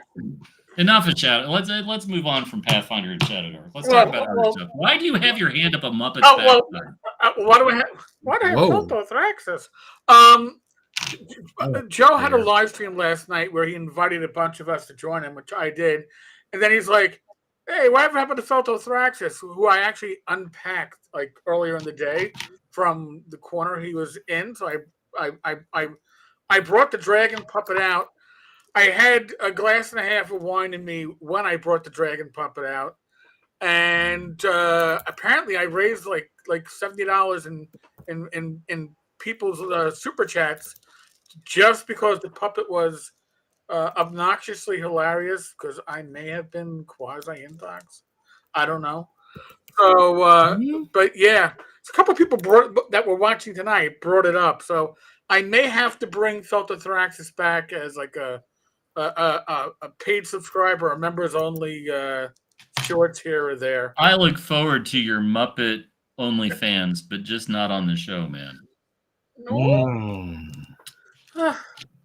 So there's a great question. Are there any medium-sized game companies leaning into designing material for D&D 2024? I can only think of the medium-sized companies, right? So let's say that's Dungeon Crawl Classics. Let's talk about Goodman and Troll Lord. Troll Lord leaned very heavily into doing third-party stuff for 5th edition. I don't know how well it sold. I saw it sell okay, but it wasn't WotC product, and a lot of people were pretty insular about wanting the official product. I haven't heard of anybody knocking the door down, but I'm also not looking for it. So what do you guys? Have you seen anything? Not really. I mean, I'm trying to, look, it's looking more and more. Then this is, once again, personal opinion here. It's looking more and more like, what do we call this? Do we figure out what we're going to call it yet? Is it 2024 D&D? WotC has been calling it D&D 2024. Okay. Well, actually, before it was released, it was D&D and D&D 2024. Okay. Upon release, it is D&D, and prior D&D is D&D 2014. Okay, it's D&D. So D&D 2024. It's looking more and more, at least to me, like it was a placeholder and something just to release, so they'd have something to release for the 50th anniversary, and that they were never serious about really doing any kind of extra support for it or doing anything out of the ordinary for it. And I would say, and then once again, personal opinion only, I would say this is just a big lead up to the next few years. They're going to have a 6th edition. They'll have a 6th edition the next 3 to 5 years.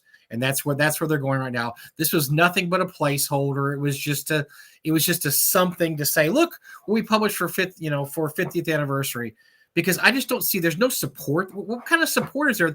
Wasn't there supposed to be a return to the Borderlands box? I mean, where's that? Where's the Borderlands box set that was going to come? Is that coming out this year, Eric? Or I don't remember. I haven't even. I don't know what they're doing. I don't know what they're doing. That they're not very clear about, what they're publishing, what their plans are, what they want to do with this. Anything beyond VTT, I don't know what they want to do. That's all I know is the VTT, and that's it. So yeah, this is just it's just a blip. I don't know what you want to call it. What do you call it? It's a blip. It's a placeholder.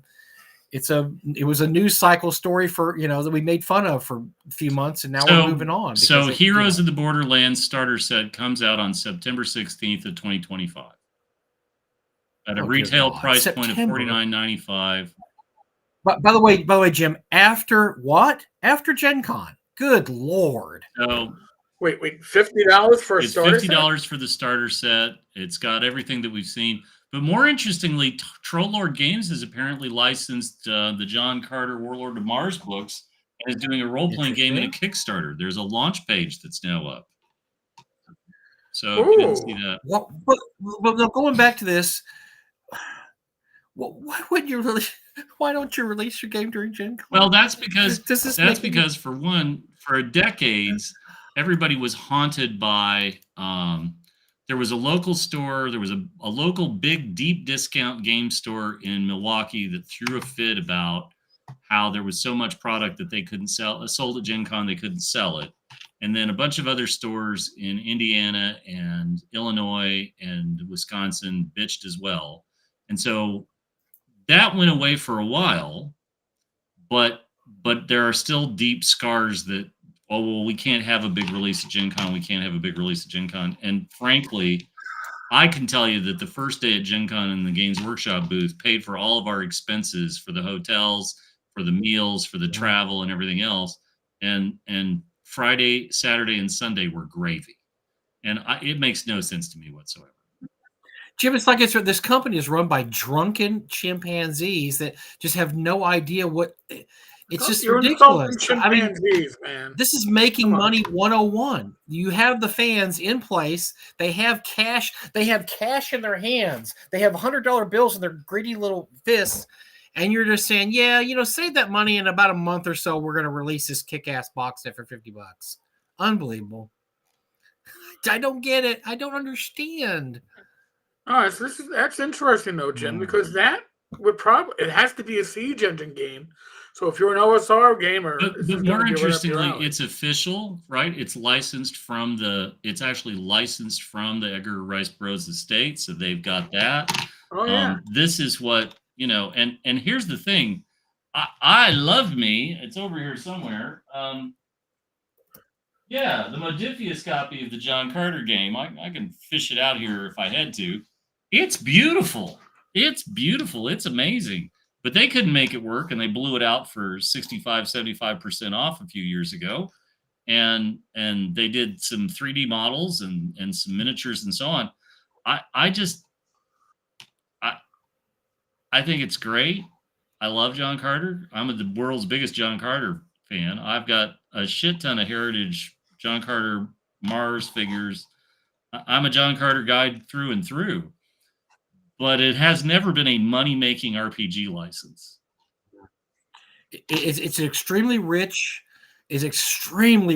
world, and the series. I mean, look, there's only 12 books in the series, but they're all fantastic. But as Jim said, it's just never really made a lot of money. It's always been one of those things that people will kind of read, but it's you never bought it really to read. You didn't buy it to pay or play. Absolutely, you did not. Yeah. And look, going all the way back to the first John Carter, the Mars, I have it on my shelf up here, the little digest. I mean, going back to that, it's just nothing that anybody in the movie was bungled by Disney a few years ago. Absolutely bungled it. Right. Well, it wasn't a bad movie at all. Just they absolutely just was I'm shocked that Disney is terrible at promoting their products. I'm shocked, I say, but yeah, it's interesting because DCC does this a lot too, because DCC, Joe Goodman has made it his lot in life. He's going to bring to life all the Appendix N worlds, even some that aren't as popular as some of the stuff. And he didn't want to license. He didn't want to license Barsoom, so he created the Purple Planet, and everybody understands. Which Purple is Planet, yes, Barsoom. Yeah. But he brought. I'm trying to think. What one of the world's was it the Saberhagen novel? He's brought to life some very obscure Appendix N worlds because he can't. I know he's done games. Obviously. But holy Jack shit! Vance, is this an amazing book? Right?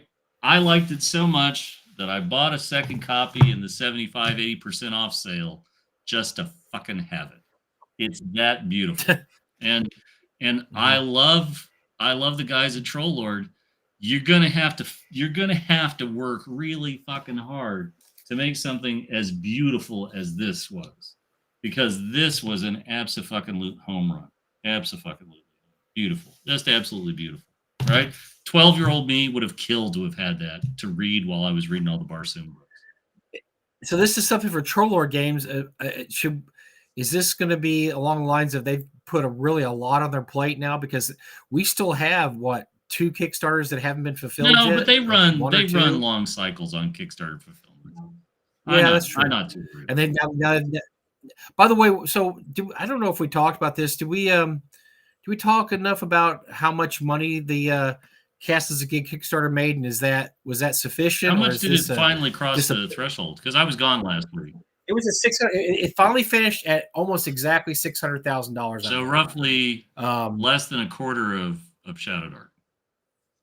Yeah, but I look, and I am on record as saying I thought it would make about 500,000. So for me, it performed pretty much exactly what I thought it would do. But I've heard the rumor mill and the back alleys and the whispers, and there's people that thought it would do $1 million and thought it would do much better, and they were a little disappointed. And I think it ended up right where it should, because this is the end result of Gale destroying the brand for by basically taking the IP and doing this and holding it and not doing anything with it. And I just think that it doesn't have the same appeal it would have had 10 years ago. But it's also nothing new. I mean, anybody who cared about it already has the shit involved in this. And why do I need another, copy of... We're 2 years away from new content. Yeah. We're 2 years away from new content. Yes, because the first box / book is just going to be stuff that's already been published, and I think most of the second also. Now the third's when we go into all new territory. But is there some new stuff in the second also or not? I can't remember. But yeah, so if you already have the Eggsburg book and the box set, you've got pretty much everything they're going to publish for the next year and a half or so, or 2 years. And I also, that's one of the reasons I didn't back it. I nothing against the Trolls. I love the Trolls, love Luke, loved all that, but I didn't, for $100 and whatever dollars, I just didn't need it. And so I just think it's interesting because like I said, to me, it performed about exactly where I had placed it in my mind. And for instance, I had Kelsey at $2 million. So, because I'm kind of cynical and kind of very conservative on these things. But I think she did about what I thought she would do, a little better. Actually, she did better. But I thought that the Trolls did about exactly what I thought. Yeah, but here's the thing, like John, they did a lot of marketing. Okay, if you have ever bought anything on a Troll Lord Kickstarter, trust me, there was a lot of marketing done. They nailed the marketing. Like, there's no question of that. Yeah. But I think the audience is only so finite. No, and that's a good point, Jim, because I think in a lot of cases we think the audience may be bigger than it is.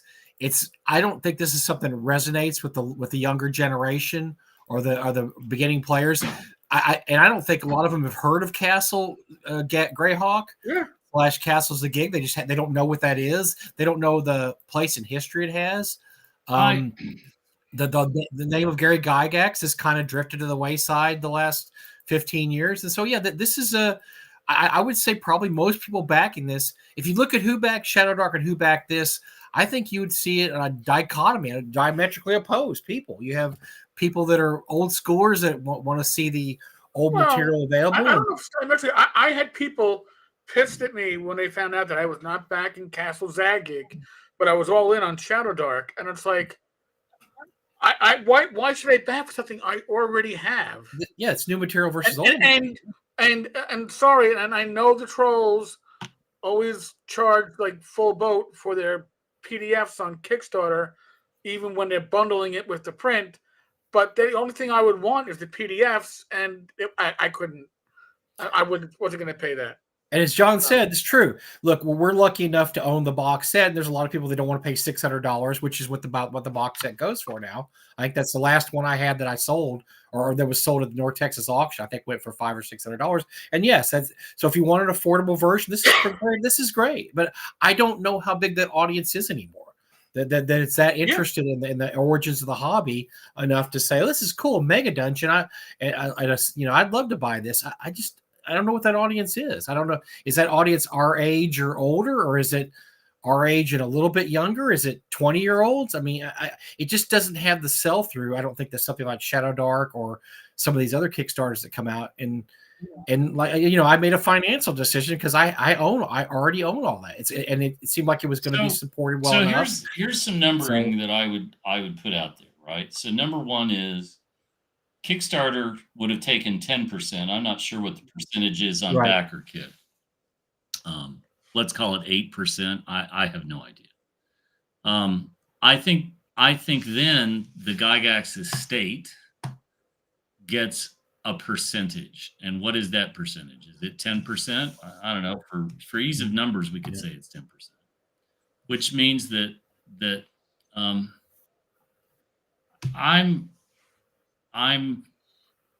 I think it hit as high as it was going to hit. I have all the original material and I still bought it. I got a copy. I think there's a bunch of things here. I think there is the estate needs to publish all of the notes that Stormberg has outlined that he has gone through and documented and so on and so forth. Give us the original Castle Greyhawk. Don't give us, I hate to say this sounds like a negative on Jeffrey Talanian, and that's not the point. Zygig is not Greyhawk. And Zygig will not be Greyhawk because they can't call it Greyhawk. But what they could do is they could publish Gary's first dungeon and bring that all to the fro. If they're giving money to Talanian and they're not changing it fundamentally from what has been previously printed, yes, Gary worked with Jeffrey, and it was supposed to be, it was Greyhawk, wink, wink, nudge, nudge. But Gale sat on this property for so long that a lot of the people who would have been tickled to death to jump on this on Kickstarter 5 years ago, 10 years ago, aren't. We're losing people in this hobby left and right. And the new generation is coming up. There's still a lot of cachet. It still made a tremendous amount of money, and it should be applauded. But I'm just not sure it doesn't have the same energy, right? It feels like a retread. No. It feels like a reprint. Feels like you said, Jim, feels like something should have been done 5, 10, 15, even 15 years ago when they could have said, hey, because at that point, look, I've talked to Jeff before. Jeff did the majority of writing on Castles a Gig based on Gary's notes, and Gary was fine with that. He was absolutely, because Gary, if you know anything about the history of Castle Greyhawk, Gary would just write a one-line description of a room, and he would just use his own mind to do everything else. Jeff was tasked with the fact is, no, we can't do that anymore. You have to actually write a room description, and Jeff did that, and he did a great job. And Gary was fine with it and thought it was awesome. So if that had continued on, the original plans for Trollor was to publish all the levels of Castles a Gig, and that would have been after Gary's death. That would have been, I think, it would have sold great, especially right after Gary passed away. I think it would have done spectacular. Instead, Gale grabbed all the IP and it sat in a box for 17, 20 years. I mean, yeah, it's tough to come back from that. It really is tough. And look at and not having it on. There's so many factors, like you said, Jim, like not having it on Kickstarter and having it on BackerKit. And I don't know. It's clear that dedicated, your followers will follow your project to BackerKit. But if you want to hoover in everybody else, if you want to hoover in the periphery, Kickstarter is still the #1 heavyweight contender on crowdfunding, and you pay for that. This is the eBay of crowdfunding. Yeah, but say, and Kickstarter, the great thing about Kickstarter is they're basically doing a lot of your marketing for you just by being on Kickstarter and having it as the game of the day or the Kickstarter of the day. I mean, they do a lot of this marketing. That's what and Tom's got a great point here, right? Fucking get out of the way and just give me high resolution scans and let me dive in and behold this without anything in between me and what Gary did. And I'd be happy, right? Sell me a set like what we used to love about Judges Guild is that all those maps formed a giant world. Give me all the fucking maps. Give me all the maps. Just print them, clean them up, take the coffee stains out, but give me the goddamn maps and give me all the notes and don't give me anything else. Just stay away. And James made a good point too. I backed Shadowdark Castle Gig because I'm going to read it, but I'll use and play Shadowdark. I think that's. Look, I'm probably not going to play Castles a Gig either. I mean, it is cool to read, and maybe it's cool to grab a few rooms out of there to stick in your dungeon. But Shadow Dark is going to actually be played at the table at And conventions. so let me say something here, right? If you like the notion of what we're knocking around about the just print it and get out of the way, I can't say enough good things about Goodman Games' old school gigantic books. You know, the first one was Judges Guild. The second one was Janelle Jaquay's stuff from Judges Guild. Like, you can find these at a fairly reasonable price, and they're the best $150-200 you'll spend. And they're enormous, and they're so wonderful to just put on a big table and sit and thumb. Because why, Jim? Because all they did was scan the copies and throw it in there. I mean, look, wow, what a crazy business plan. Let's just scan every Judges Guild journal and every Dungeoneer and stick them in a box, and let's just scan the notes for the. I mean, yes, that's what the fans and the historians and people like us want to do. Get out of the way. Just get out of the way. Mm-hmm. Just do that. We just want that. By the way, somebody asked a question way earlier because we're fixing to wrap up pretty soon. I didn't answer it. I'm sorry. Somebody asked about the Necromancers game by Bill. We're going to have Bill and Zach on the show in a couple weeks when that comes out. So I'm sorry, I totally forgot to answer your question, whoever that was. Wonder what the Necromancers game's about. We'll have a show on that in a few weeks. So. If you're interested in that box set, then we'll talk about it. Very cool. Yeah. So the takeaway from tonight is just go do nice things for people, right? Just go do nice things for people. And buy things you love and support the companies you love and have a good time rolling dice with people. And by the way, you don't need any more dice. Somebody had to have the intervention and your mom and dad were busy. So don't buy more dice. You're good. I think I've got enough dice towers, enough dice holders. I've got these beautiful. I've got a beautiful David or Diesel sculpted dice holder with Cthulhu's head on it. I've got enough. I mean, I can't all the tchotchkes. I've got two gorgeous DM screens, one by Wormwood, the other the big giant 4th edition Castle one. I mean, I don't know that I need anything else. I've got so many roll-up maps that it's not even funny that I roll out every once in a while. I've got Dwarven Forge that I don't even use anymore because it's such a pain to set up now. So yeah, I'm probably not in the market for tchotchkes anymore. I think reaching the age of 62, anything I get right now is going to probably go to the younger generation when I croak in a few years anyway. So I'm just going to stick with what I got. But yes, if you want, you'll still be able to get cheap dice. You just won't be able to get cheap dice in a Kickstarter anymore, probably. Yeah, I come on.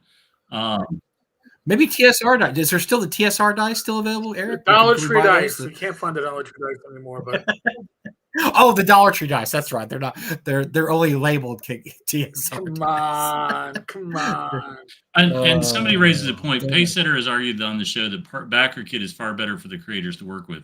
I don't think any of us disagree with that. I think the thing it comes down to is there are alternatives to eBay. Heritage Auctions is an alternative to eBay.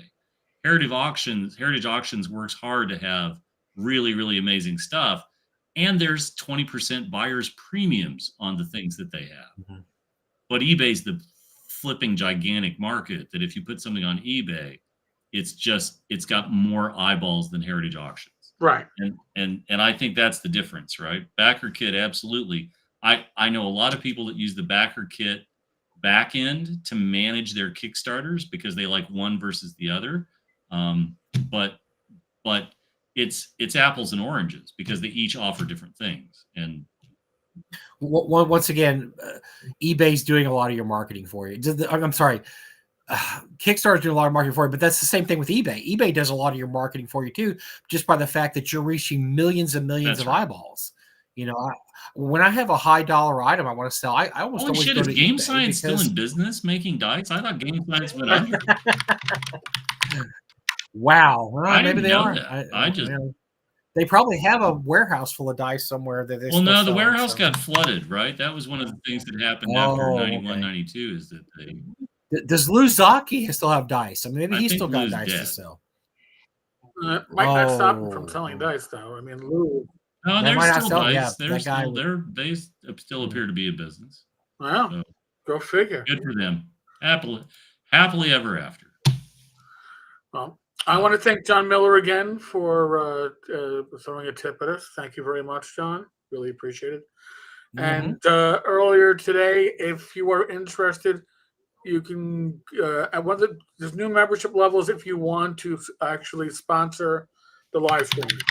So go in, take a peek. It'll be appreciated. But in any case, thank you. Very lively chat today. Anybody here that has pencil dice, Dollar Tree dice, or anything funny like that, if you want to donate to the midnight auction, we could run a routine on it. So anybody has pencil dice, or I saw somebody had pencil dice, somebody has TSR / Dollar Tree dice. I actually have the Dollar Tree dice because I bought like a 24-pack box from their website when they were selling them, but they're not bad dice for $1.25, I gotta say. Well, yeah, I mean, oh come on, we've all rolled worse. If you want to donate them to the Nortex Midnight Auction, I'll get the shit brown one for you, Mike. I'll make sure it's. I want the dice that are colored shit brown. My I already have a routine worked up. I've got a routine. Was somebody selling me baby shit colored dice one time and saying that they were quote root beer.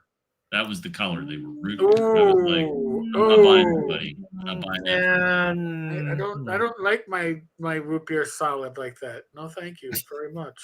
Hey, yeah, I got nothing else. There needs to be a Lamentations of Flame Princess mustard colored dice. Wink, wink. So that would fit perfectly with their time to go. I'm going to call James up right now. We're so glad we had this time together. Oh, great show, guys. And thanks everybody. The audience was awesome tonight. Thank you so much. That was the shittiest dice contest. We can work on that. Oh my God. James, where's Raggy? Get Raggy on the phone. He would love this. Oh my God, folks, pencil dice. Don't say pencil dice 3 times or the Whitman appears. Oh, yeah. Cut off before you say pencil dice 3 times. Folks, live stream tomorrow night at 8 p.m. with Don and Tom. I think it's the random party on Friday at 8. Mm-hmm. Gamers Health at 8 on Saturday. Probably the random weekday will probably be Friday afternoon at this point. If we can squeeze it in. It's been a busy week. But other than that, thank you all. It's been a great time. Mm-hmm. Mike, thank you, Jim. Thanks, guys. Hey, don't forget Breezy. We dare not forget Breezy. If you like this covering Breezy Drist, or whatever her last name is. Breezy Duerden. If you like Breezy Duerden, please subscribe. You'll love her friend Trixie. I hate you, James. I hate you. If you like, no, Bay Arthur scented dice. I hate you, James. I detest you. Yeah, it smells like mothballs. No, thank you, man.